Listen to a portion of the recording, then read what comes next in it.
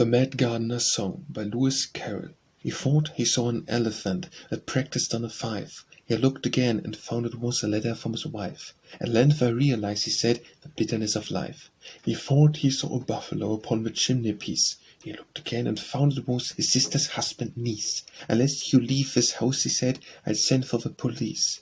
He thought he saw a rattlesnake that questioned him in Greek. He looked again and found it was the middle of next week. The one thing I regret, he said, is that it cannot speak. He thought he saw a banker's clerk scanning from the bus. He looked again and found it was a hippopotamus. If we should stay to dine, he said, won't be much for us.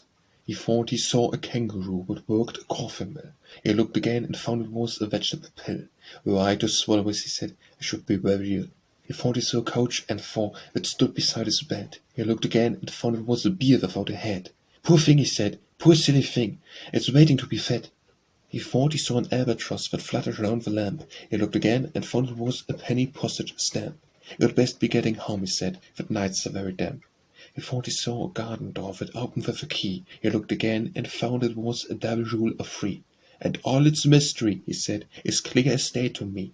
He thought he saw an argument that proved he was the Pope. He looked again and found it was above model soap.